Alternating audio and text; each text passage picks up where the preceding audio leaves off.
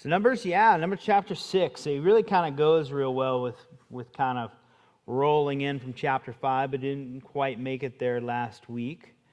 Chapter 6, the law of the Nazarite. Interesting law or vow that would be made, a Nazarite. The word comes from to be separate, to separate, to set apart. And so the Lord's going to deal with this unique time, this unique offering that people would give to the Lord. Numbers chapter 6, beginning in verse 1. Then the Lord spoke to Moses, saying, "Speak to the children of Israel and say to them, when either a man or woman consecrates an offering to take the vow of a Nazarite, to separate himself to the Lord, he shall separate himself from wine and similar drink. He shall drink neither vinegar, no problem, made from wine, nor vinegar made from similar drink. Neither shall he drink any grape juice, nor eat any fresh grapes or raisins. All the days of his separation he shall eat nothing that is produced by the grapevine, or the seed to skin. All the days of the vow of his separation no razor shall come upon his head, until the days are fulfilled, or which he separated himself to the Lord, he shall be holy. Then he shall let the locks of the hair of his head grow. All the days that he separates himself to the Lord, he shall not go near a dead body. He shall not make himself unclean, even for his father or his mother, or his brother or his sister when they die, because his separation to God is on his head all the days of his separation. He shall be holy to the Lord." So an interesting step out into faith, an interesting desire to dedicate yourself to the Lord in a special way. This special separation that was public and yet a little bit unusual.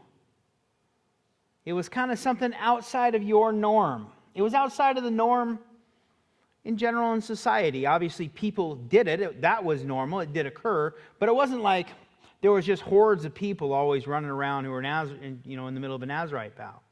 It was something that was reserved for pretty special times or special events. And it's interesting that it is a really kind of a public one. It's one where it was okay for people to know. In fact, you would even have things about you, like your hair, that would let people know that you were in the middle of this. Your food, your drink, who you would be associating with or what you would be doing in life. All these things would stick out. A separate life. And it's not like this vow would be taken in the midst of a disobedient people or, God's people, man, they're on a collision course for disaster, so you know what, I'm going to step out as a Nazarite, and then I'm going to look really awesome and holy, and it'll all be good. It wasn't like that. This was in the midst of a really kind of, at least at this point, kind of an obedient people. It wasn't based on what the crowd was doing or how God's people were doing. It was based on your heart to separate to the Lord. A prophet or a Levite oftentimes were either born into it or called into the ministry. Didn't necessarily have a choice. But a Nazarite did. Any guy or gal could do it. They could say, you know what? I'm going to do it. I'm going to separate myself wholly to the Lord. The Mishnah, which was kind of this first kind of written edition of an oral tradition of the Torah, as they would hand down, how to work things out or live it out. They jotted it down, called the Mishnah, and in that they said oftentimes this Nazarite vow was anywhere from 30 days to 100 days. There are some parts of history that kind of seem to indicate that some would do it for a year or multiple years, would take this Nazarite vow. We know that there's a select few in Scripture that seem to have their whole life lived in this vow, this separation. You know, we think of John the Baptist seems to have fit that. For most of his life, Samson seemed to fit that, though he broke it often, and in the end, when he took that last step, it really seemed to not work out so well for him. You think of Samuel being separated unto the Lord. And it's interesting, we don't really have a testimony in Scripture of too many ladies doing it, except for Manoah's wife, who had Samson. Judges 13, I believe it is. The Lord said, hey, separate yourself from these things because you're going to have this boy, and he's going to be a Nazirite. Interesting stuff. God would call some people to do this. Some people would choose to do it. Separation's used somewhere around 16 times in this chapter. It's an important aspect that the Lord is building into this dedication to the Lord. Because it was a separation unto God, and being separate unto God also means that you will be separated from other things. They're just they're two sides of the same coin. When we come out of the world, we're separate from the world, even though we're in it, but we're separated to God. And it would be very much like that for these guys in this vow. As people would go into this, as the children of Israel would take one of these vows, their goals would oftentimes be different. May be for a variety of reasons that they would take this vow. But their desire would be the same, to honor God and His Word. I want to look at 2 Timothy chapter 2, verse 3 and 4. As the Lord would speak to, or as Paul would speak to Timothy, 2 Timothy 2, verses 3 and 4. He's speaking to a young man who's going to have to be strong in grace. He's serving the Lord in a tough circumstance. And he says these words to him, "You, therefore, must endure hardship as a good soldier of Jesus Christ. No one engaged in warfare entangles himself with the affairs of this life, that he may please him who enlisted him as a soldier." Of course, he continues on. He said, you know what? There's things in this life that they're just going to get entangled. On this mission, Timothy, you're on mission. You need to be separated to the Lord. You need to be engaged to glorify the Lord. You know, and it's interesting because, you know, you can have, I think what this really speaks into is intimacy with the Lord, an intimate time with the Lord. Because you can have your calling. You know, you could be a priest, or you could be a teacher, a pastor, evangelist, or whatever, and you can be a complete knucklehead. You know, you could be a bad priest. You could be a lot of different things. You can have your gifts. You know, I have a gift of administration, or I have a gift of giving, or a number of gifts that God may have given me, and you can be a knucklehead. But I think that for us, and I believe for them, it wasn't about gifts and callings. This was about, God, I want to draw near to you with all of my heart. I want to be wholly separated unto you. You know, and I think we live that out sometimes in varying degrees in the church. I think some people really find that in missions, especially short-term missions. That this time, this week, this is all for you, Lord. This month that I'm going out to this other country is all for you. And we'll know that, hey, you know, He's the same God over there as He is over here. But there's just something about when, you know what, I'm stepping out of my home, my comfort, my job, and I'm totally dependent upon you during this time. Some people will find it in a retreat. God, this weekend is yours. I'm giving up whatever, and I just want to press into you and totally be you. It's not about gifts, not about calling. It's about drawing near to you. I want to detach, detangle. So I really see just this desire to know the Lord, to press in, to be more intimate with Him. That as for for a Christian, no, we are not really encouraged to take vows, which we may or may not come back around to that. But I think spiritually, this just kind of speaks into us in those times when, God, I need to drop my schedule.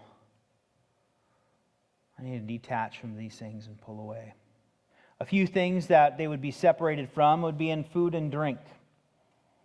Wine and strong drinks and grapes and raisins and all sorts of things along those lines. And I think that the Lord highlights those because oftentimes in the Old Testament, wine would be associated with just blessing, abundance, good things. In Proverbs chapter 3, verse 10, it talks about in being in the middle of being blessed, your wine vats will be full. Psalms 104, verse 15 speaks of, and it takes wine and the fruit of the vine, if you will, and it equates it with joy. And then also talks about, looks, the hair. You're going to not trim your hair, the locks of your hair. You're not going to trim up the old beard. You're going to let it grow. So there's either two ways to maybe look at it. Perhaps the Jewish men in general didn't have very long hair, so it didn't take too long to stand out as a Nazirite. Could be. Oftentimes we historically think of them as having about shoulder length or a little shorter. Don't know for sure. Could also be that they would be a little more unkept, especially for the ladies when they would take a Nazirite vow. I don't know how much longer their hair got, but there would be something distinct and different that would be noticeable outside, that I'm separated to God right now. And it's going to affect my food and my drink, the enjoyment and my pursuit of blessing in this life. It's going to affect my looks and my self-care. It's going to affect these things. It's going to affect my relationships. Now here dealing with the dead bodies, but for me I believe it kind of speaks into our relationship with those who are spiritually dead in this world, where sometimes we have to step back away from some of all the relationships that we have, whether they be at work or they be some friends, and we just got to say, Lord, I'm wholly yours.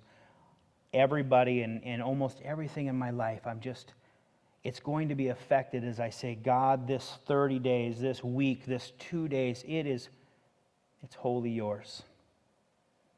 It's wholly yours. Because we're in a culture where I think we have to do that every once in a while. We're in this pursuit. It's built into the very DNA of our country. Life, liberty, and the pursuit of happiness.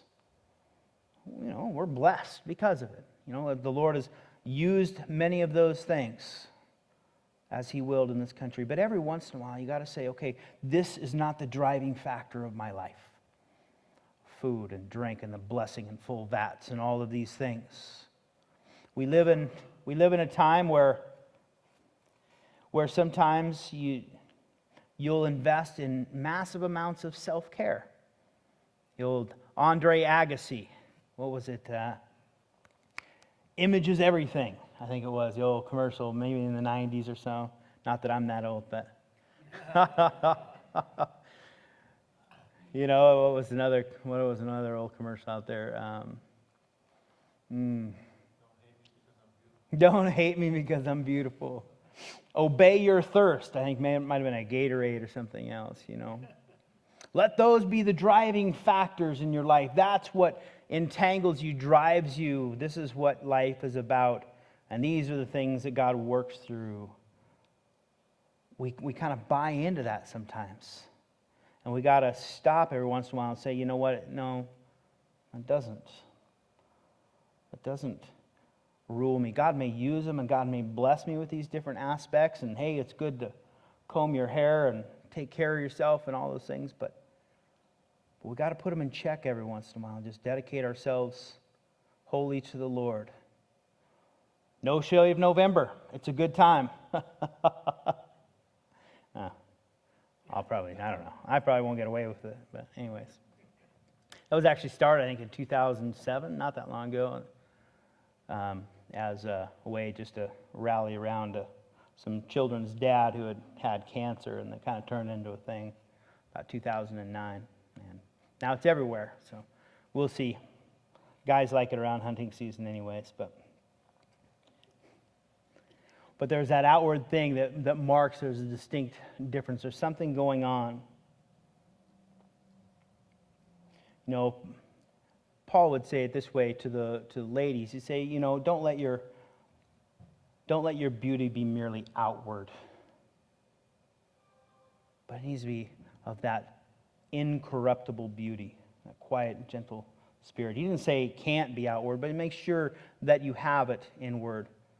Paul would say, you know, bodily exercise, it does profit a little, but nothing compared to godliness, which is profitable for all things. Sometimes we've got to step back from these things and these pursuits and say, Lord, I'm wholly yours. I want to draw near to you and know you so much. I want to pull out of and the relationships I'd normally have. I just need to draw near to you. See, because the world, in 1 John 2:16, a verse that we talk about and quote quite a bit.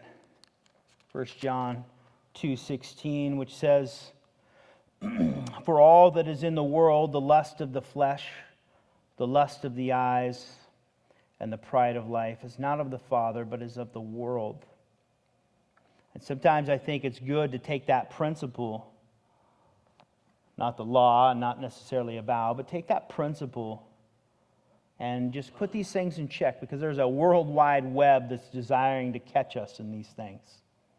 And kind of that Nazarite reminds us of kind of the antithesis, the complete opposite of that, where we're just wholly separated to the Lord. Don't be distracted by pleasure-seeking, obsession with outward grooming, and spiritually dead relationships. Look for an opportunity to draw near to the Lord. Back in Numbers 6, verse 9, "And if anyone dies very suddenly beside him, and defiles his consecrated head, then he shall shave his head on the day of his cleansing. On the 7th day he shall shave it.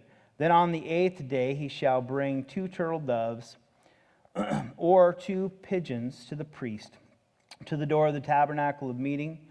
And the priest shall offer one as a sin offering and the other as a burnt offering, and make atonement for him, because he sinned in regard to the corpse, and he shall sanctify his head that same day. He shall consecrate to the Lord the days of his separation, and bring a male lamb in the first year as a trespass offering, but the former days shall be lost, because his separation was defiled." Things happen. We can't control everything. You're sitting here on a Wednesday night and James is going on, and somebody croaks next to you. And what can you do? He would just be going along, and suddenly beside him, someone would pass away. What would he do? Life happens. What are you going to do? So he would go to the priest, he would wait a week, and he would bring the offering, would shave his head, and on the 8th day, and I love that, on the 8th day, he shall bring that, and he'll go to the tabernacle of meeting, and he'll make it right again. Now, it's a little bit back and forth on what it says there in verse 12, the former days shall be lost. That could be just referring to the 7, 8 days there, or what seems to be that he gets to start all over again. How I love when I have to learn that lesson. Yep, I got to start all over again. But I'm not sure. But one thing I did appreciate, that it's been well said, that don't take it as failure. Really easy to do that. A victorious Christian life is a series of new beginnings. Getting back up on our feet. Walking it out. It's a series of doing these things. To walk this out, they would need determination. They would need to decide that this is what I'm going to do. And even if someone falls over dead next to me, I'm not going to throw up my hands and go home. I'm still going to go, and I'm going to fulfill what I'm in the middle of. Even if it doesn't work out the way that I wanted, I'm still going to go, and I'm going to offer the offering, and I'm going to walk this out, and I'm going to shave my head. Even if I have to start over again, I'm going to finish it. This was still part of the vow, even if it didn't work out. He was still in the midst of this. He still had to be a finisher. He still had to be separated to the Lord. You still had to walk this out. Interesting. You not only had to have determination, but you would have that outward, everybody would know that you're in the middle of this. That commitment, identification.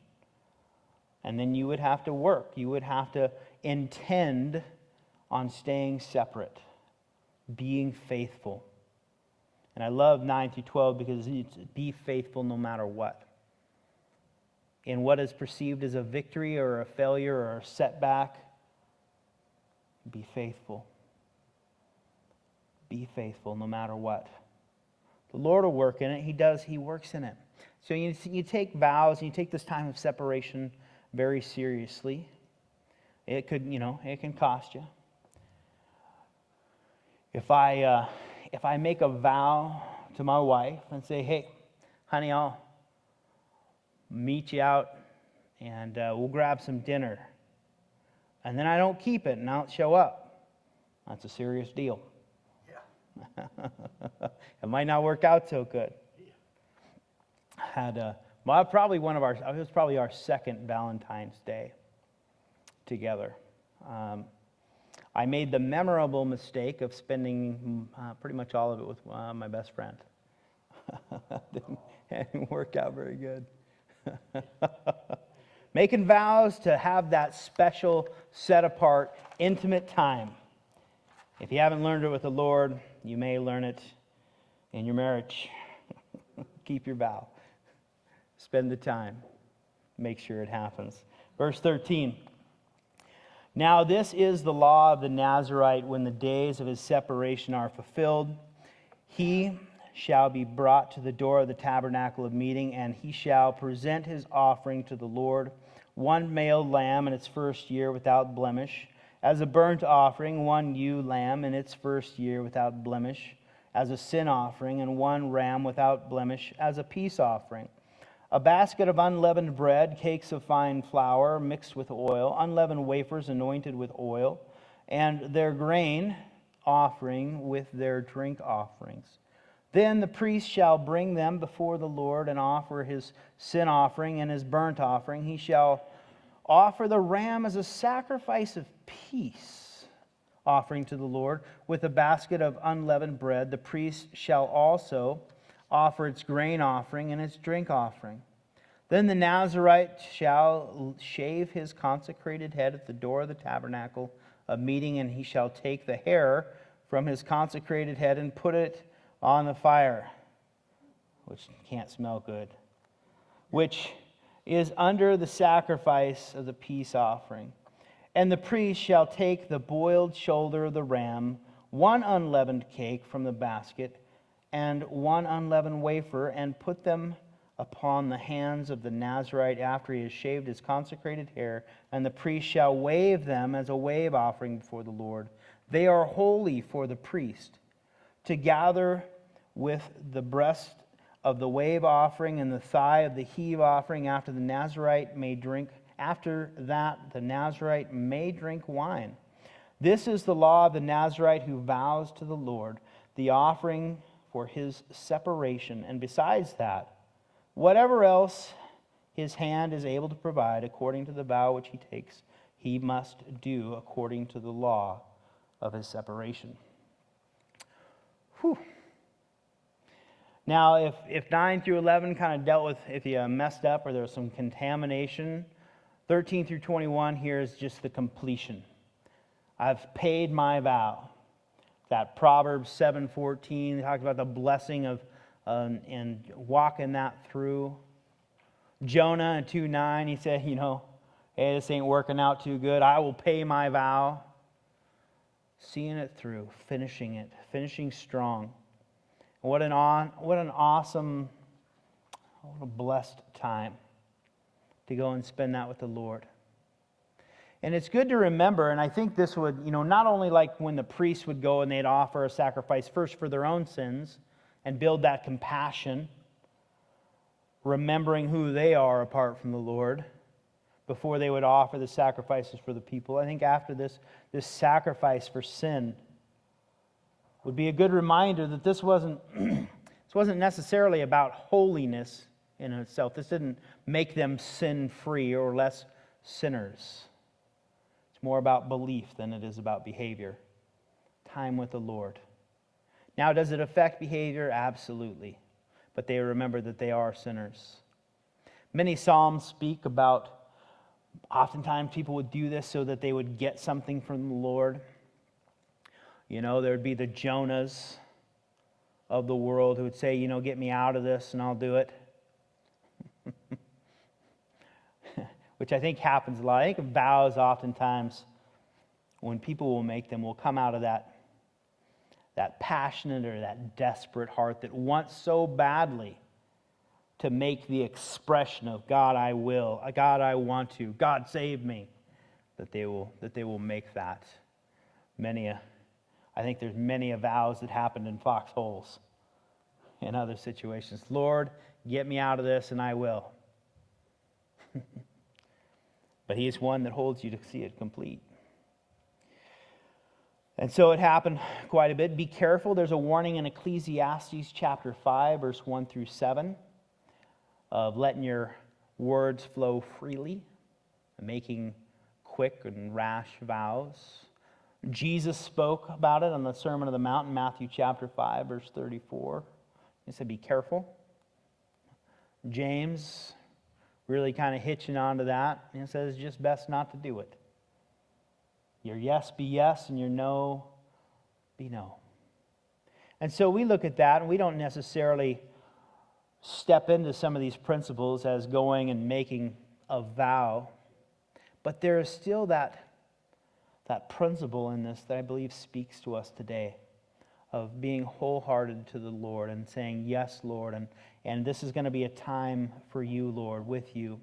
So they would shave their head and vow complete, and they're going to put that on the altar. Symbol of, God, I was faithful.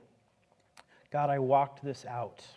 The burnt offering, as we learned in Leviticus, it just this really speaks of total surrender, a life, an offering fully consumed.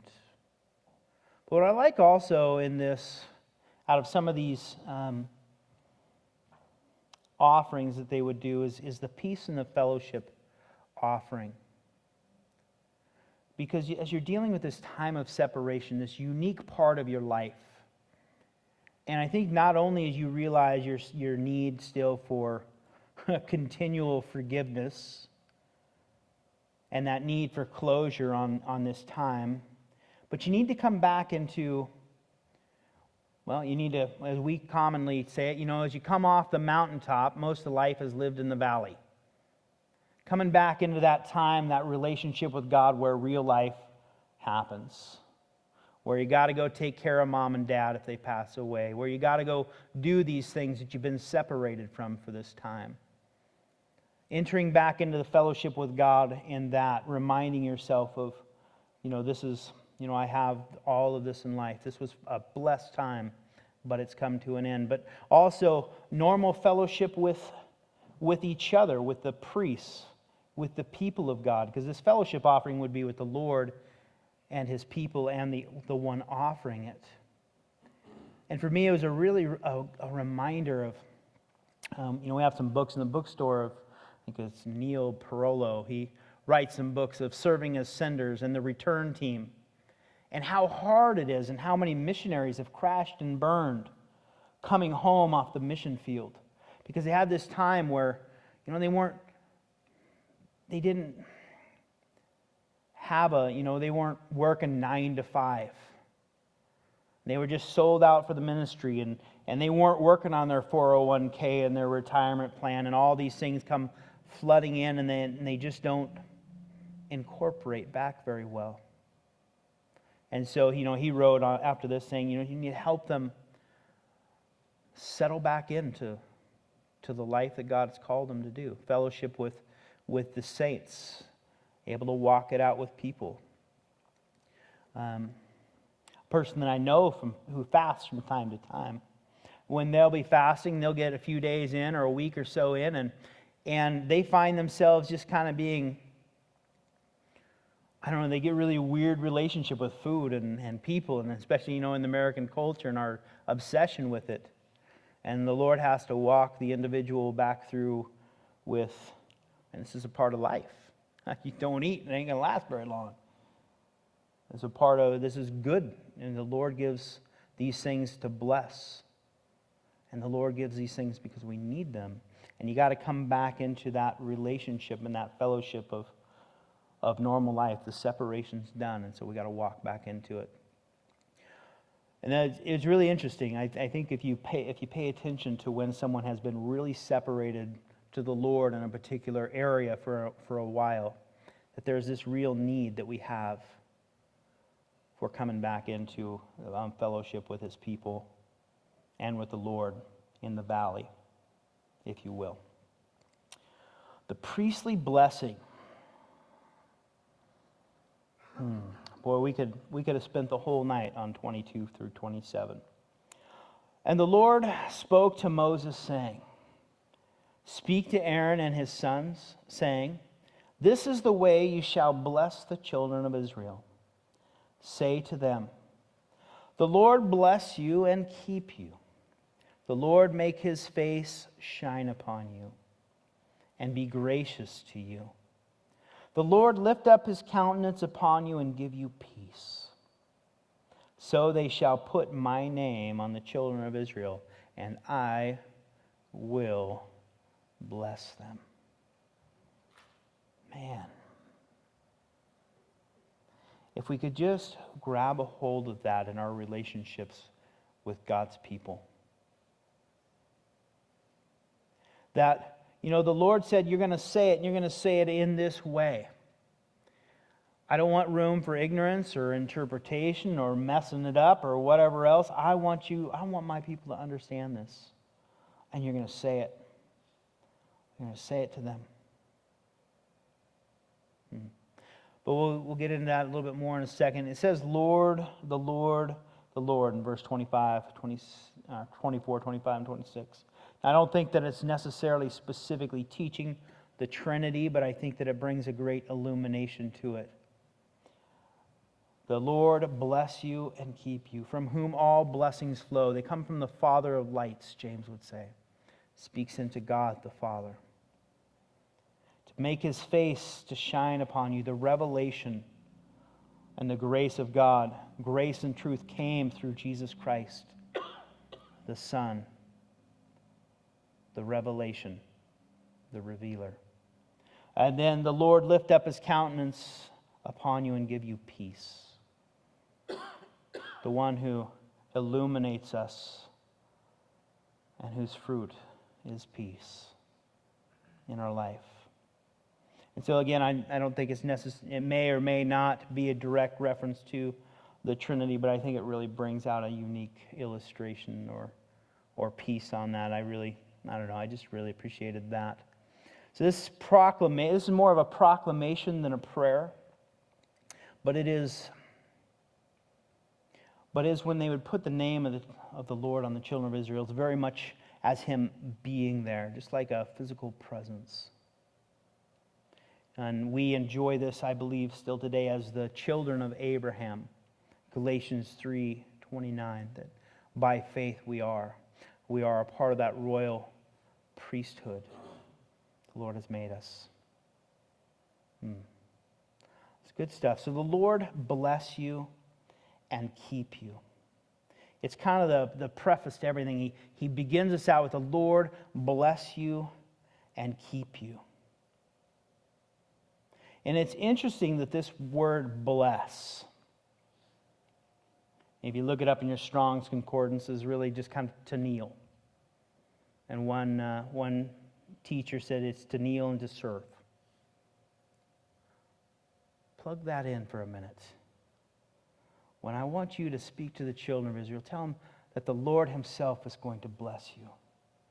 Which, it's that reminder of that John 13 of Jesus washing the feet of his disciples, revealing the character and the nature of God, who doesn't just demand this blessing from his people, but he said, the Lord bless you and keep you. He will. It is that kneeling down to serve. It is that God will be serving. He will be blessing. He will be working in your life, and he is the one who keeps you. That's to guard, to protect, to attend to.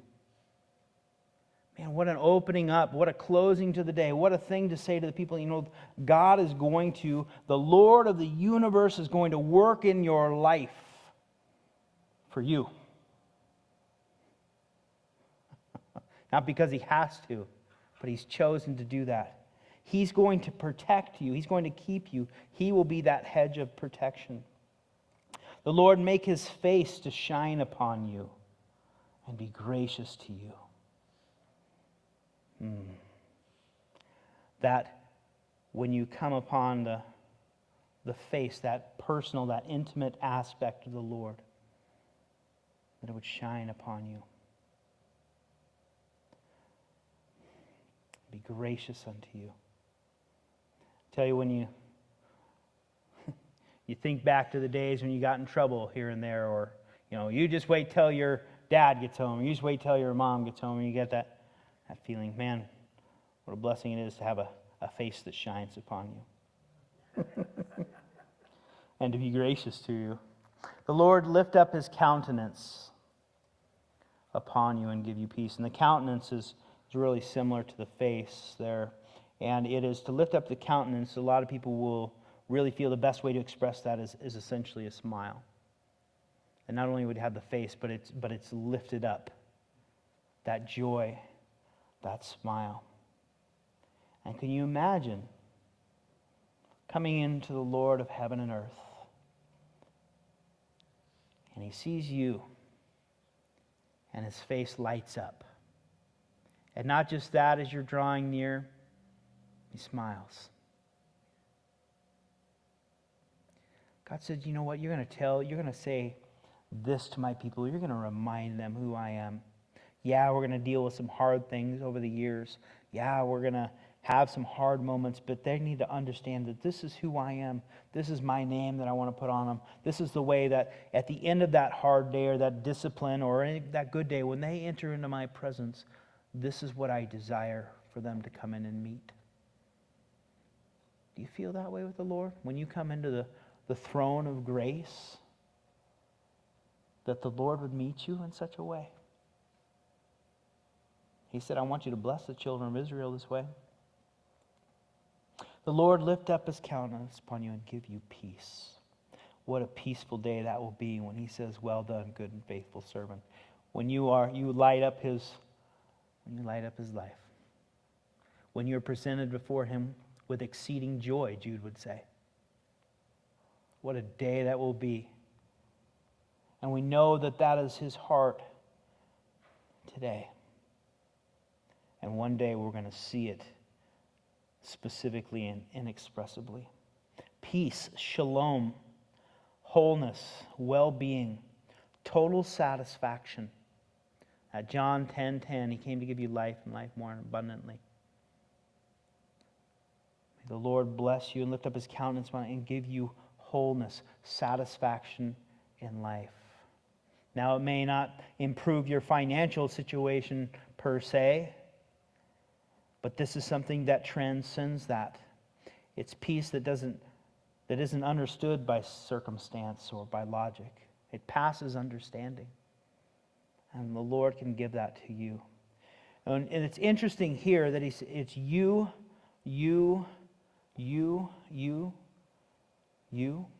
all singular. Because what would make up a blessed nation is blessed individuals. A blessed individual walking and fellowshipping with God will bless the whole. Joseph, Daniel, I hope our nation, and if nothing else, because of us. Because we've came and we've walked in this and we've drawn near to the Lord. We've had a life that was wholly His. That wholeness, peace. Would pronounce it over God's people. God doesn't desire, I don't believe that God desires us to live in a spiritually low position. We get there sometimes, we can be in that rut or we can be in that valley, but I think we have to come back to this every once in a while. And though we may be there, though we may be building that hunger and that thirst for the Lord and His righteousness, God's desire is to lift us out of that, to lift up His countenance upon us, to bring you peace. And then, so they shall put my name on the children of Israel. The blessed individuals that would be a part of the blessed whole. He says, I will bless them.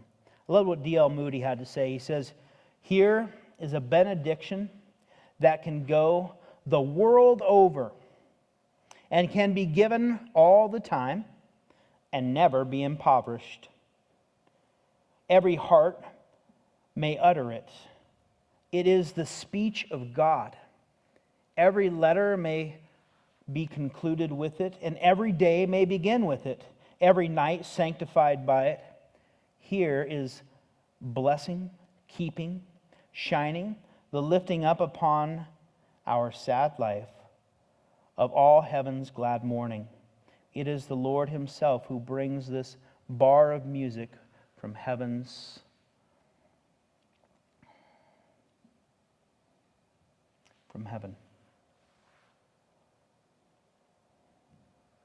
May it just resonate in your heart today, this week, and may you speak it over other people. May you help them to know who the Lord is. You know, we've been called as a royal priesthood, kings and priests unto our God. And priests have kind of really a twofold ministry.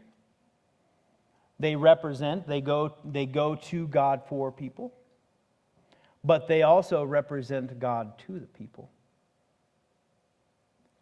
May we have this in our heart. May, if we have to say a hard word or we're in a hard circumstance or be in the joyful bliss of something wonderful, may this at the end of our day be a reminder to those around us of the God who so loved the world that He gave His only begotten Son. That though, yes, there is sin, yes, there is hell and eternal judgment, but He loved so much and demonstrated in such a powerful way because He didn't desire that for them. And He didn't desire for you simply not to go to hell, but He gave you an inheritance. He gave you an eternal home that He has prepared Himself for you. He says, hey, I've made this work. I prepared this work for you since before I made the world, that you should walk in it, and then after you do it, I'm going to bless you for it.